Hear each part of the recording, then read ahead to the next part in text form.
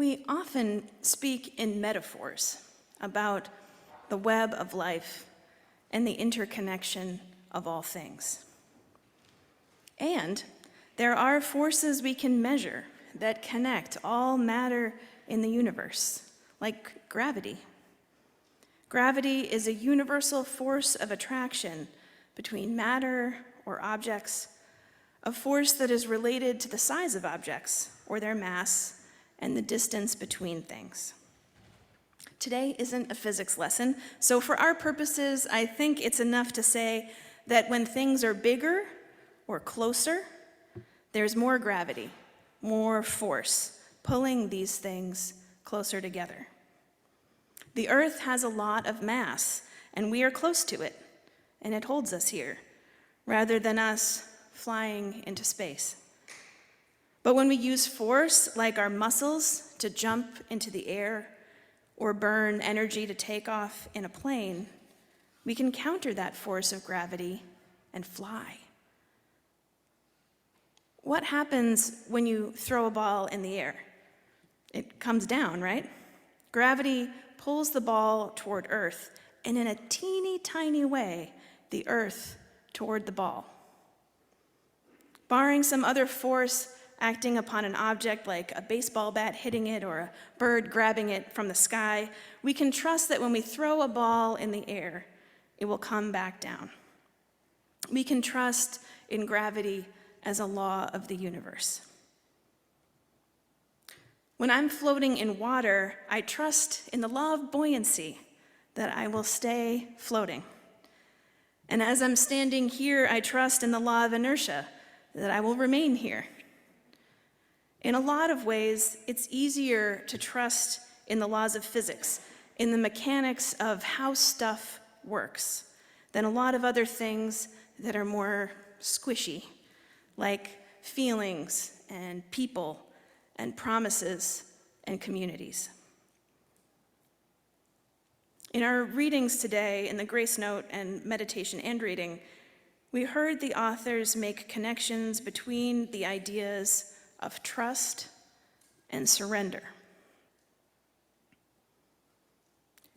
When we have trust in something, we might choose to surrender to an experience, like the writer in the cave at the ocean who sat, breathed, and trusted in their ability to manage, to surrender to the wonder of that experience.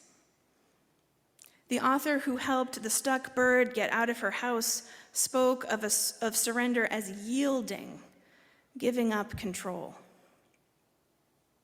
In order to trust, we often need knowledge or experience. When we're learning something new, it can take a while for us to trust that we will be able to do the thing.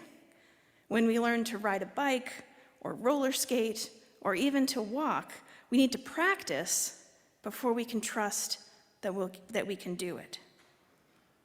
Trust is belief, but it is a foundational belief.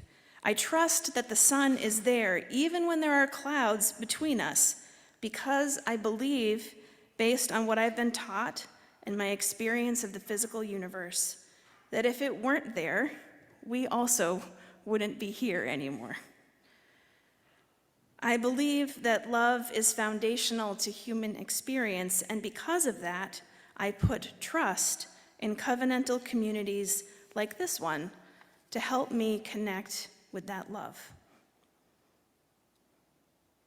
When I'm letting myself get in the way of an experience of that love because of shame or embarrassment, ego, or not wanting to risk myself, sometimes, because of my trust in the power of love and connection, I can surrender to an experience and let go of my ego and other nonsense getting between me and interconnection. The language of trust is all over the Hebrew Bible, in part, I imagine, because much of the text is the building and testing of a covenantal relationship between the Jewish people and their God. In the language of the text, God demands trust of the people as proof of faith. And people, especially in the Psalms and Job, name lack of trust in God as a potential source of misfortune. In one way of understanding, trust is not blind faith, but faith in a belief such that someone is willing to surrender to the consequences of placing their trust in another, whether that is the transcendent or another person. Trust is jumping into a lake and surrendering to the law of buoyancy that will lift you to the surface. Trust is entering into covenanted relationship with another person, like a marriage or a friendship, and surrendering to the experience of that shared trust, knowing that it doesn't mean that there will never be any harm, but rather foundational belief that being in an ongoing relationship with another person is a good thing, that love is there, and trust that agreements between people will be kept. All objects are in relationship through the force of gravity, and folks in communities, friendships, or relationships also act upon one another. We are all interconnected, and our actions impact the web of life. We can trust in that, in the sense of the laws of physics, and in the sense of transcendent interconnection. We can also know that nothing involving people is ever easy, linear, or tidy. Many people in positions of power and leadership betray the trust of the public, and many distrust our institutions, as by and large they are built with bias and unjust foundations. I was sharing some of this sermon with Tad, and he was like, "Oh, here comes Parker," and I didn't have it in there, but now it's there. In 1853, Theodore Parker wrote the words that still echo today. "I do not pretend to understand the moral universe. The arc is a long one, my eye reaches but little ways. I cannot calculate the curve and complete the figure by the experience of sight. I can divine by conscience, and from what I see, I am sure it bends toward justice." Theodore Parker studied science and preached about the law of attraction, or gravity. He studied the Bible and modern and classical history. He looked into his own heart and had a foundational belief, a trust, that the universe bends toward justice. He believed that justice was the organizing principle of faith and the universe. This informed his ministry, choices, and life, from preaching about the connections among nature, science, and faith, to speaking truth to power and calling out not only the government that spoke of freedom and slavery in the same breath, but also the church that enabled and supported such evil. He defied unjust laws, protected escaped slaves in his home, and lived his values, while asking his community to do the same. Parker trusted that the still small voice in each of us, our conscience, would bring us closer to God and to seek justice. To have faith requires trust in the power of discernment, conscience, truth, and in what we will never fully understand. Faith is trust in the face of pain, injustice, and suffering that things will get better.